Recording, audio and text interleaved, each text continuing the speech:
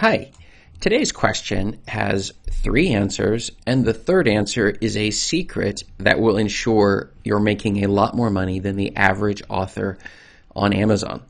Now let's get right on into it. Today's question is, what can an author expect to make? Now this is an excellent question that many aspiring writers are wondering. Do I publish my books at all? Do I use all of this time and energy? Can I expect to actually get money back in return for all of the work that you're doing? And if so, what is a reasonable amount of money that you can earn? This is Chris Baird from selfpublishingmadeeasynow.com, where self-publishing does not have to be so hard. So if you would like for me to make more videos like this one, hit the subscribe bell and go ahead and check out in the description. You'll see my free self-publishing checklist. Now, let's get right on into it.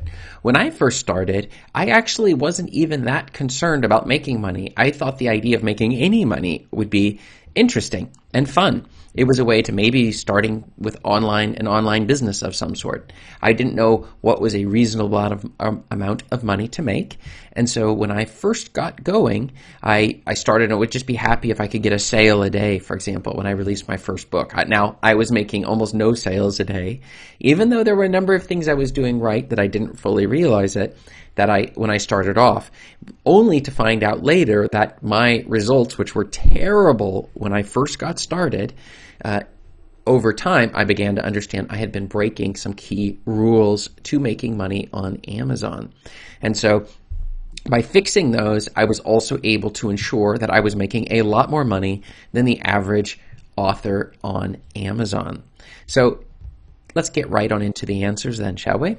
The first answer is that the average author, according to The Guardian, makes $1,000 per year on Amazon, which actually is pretty lousy because you can't live off of $1,000 a year if that's all that you're making off of your books. And one of the problems is our expectations can be so high.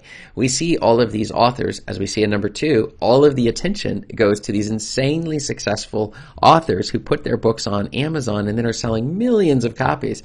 And everyone in the world wants to buy their book. And we imagine that the books that we're writing are going to be equally as popular because after all, it's such a great book. I mean, why would you write it if it weren't?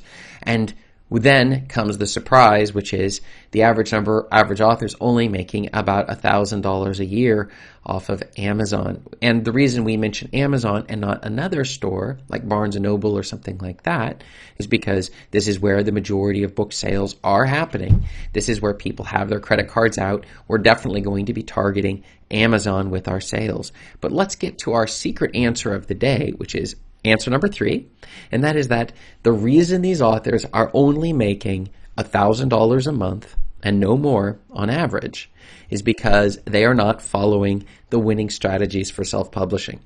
It is that simple. Now, there are a number of strategies, just like any board game you would play, writing books, publishing books onto Amazon. There are strategies that will get your books to sell and strategies that will cause you to lose, or ignoring the correct strategies is a better way of putting it. The first mistake that most authors are making is they're not doing market research. Now, I use Kindle KDSpy, which you will find below in my description. That's the tool that I use when I'm trying to figure out which market to go into. And the way that I do it is I look to see how many books on a topic exist. So if we were talking about making your own coffee, for example, and that was what the book was going to be about, I would look to see homemade coffee. How many books are on homemade coffee? Let's say there's 100 books on homemade coffee. And then I will use KDSpy, or Kindle Spy, I guess it is. The names of these tools change from time to time. And I will look to see how many of those books in the first 20 books of the results are in the top 100,000. Their basic sales rank, the BSR, is in the top 100,000. And then based upon that, that will give me a ratio. So I would take 100 books and I would divide it by, let's say 20 of them, or let's say 10 of them are in the top 100, 100,000, meaning they're selling at least a book a day. That would give me 100 divided by, right? So that would show me that I would be getting 10. 10 to 100 divided by 10, that would give me 10. And for me, I do not publish books unless that ratio is under 20. Okay, if that makes any sense. So in other words, if there were 100 books on the topic and only 5 of them were selling, 5 of them were in the top 100,000, in the top 100,000 with a BSR rank of 100,000, that would give me a ratio of 20.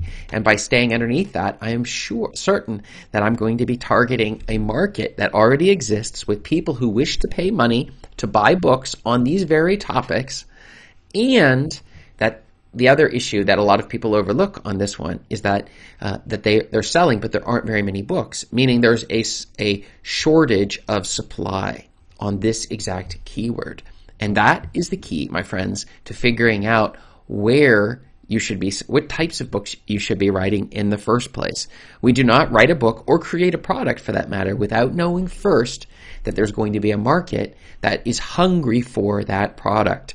You may think you're going to write a new genre or a new topic that nobody's ever thought about, but then at that point they're not searching for it either, so they will never find your book, because generally they're going to find it by searching.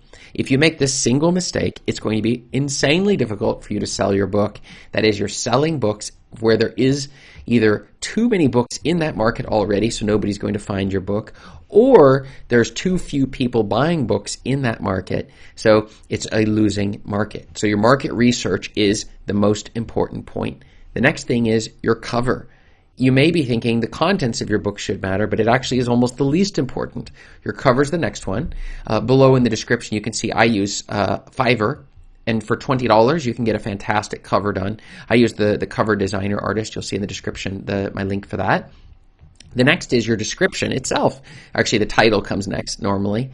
The title has to involve those keywords so that when they're looking for it, and then you have the keywords for the book itself that will also have the keywords in it that you're trying to target to bring in things. And then you'll have the category, making sure we're under the right categories that match what the book's on. Then you have a description that is all designed to sell the book, not to tell everything in the book, but designed to talk about the pain points that your readers are having that this book is going to meet. Then comes the reviews, setting up some sort of review team, email list, some way to get in touch with the reviews. And then last but not least, if you want to get a book to sell, we're going to run ads. I use Publisher Rocket, as you can see it below in the description, or what used to be KDP Rocket. To do this, you'll see the link to that. And that is what I use to figure out the keywords I'm going to use on the ads. But just to keep it really simple, if you just simply looked at the market, you can manually, without any tools, find that market. You can build the cover in Canva yourself without paying any money for that. You can write the description, the title yourself.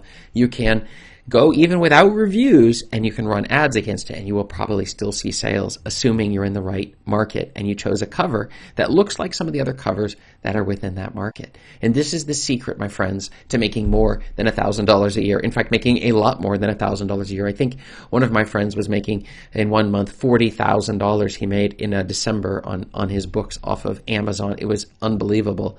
So it is possible to make a lot more than $1,000 a year off of Amazon. This is something that is definitely worth trying, but do not think that you can just write a book and put it out there and that it's going to sell itself. What you will find is the books will not sell themselves. And so but if you're running the ads on a regular basis, you'll be pulling the traffic in and you'll be seeing the money coming in. I see the money coming in for books I wrote years ago, right? I have 170 books on the market. Some of them I've written, some of them I haven't. Pay other people to write them.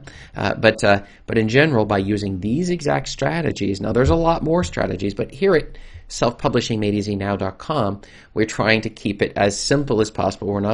Self-publishing doesn't have to be so hard, so that's something to keep in mind. What have you found?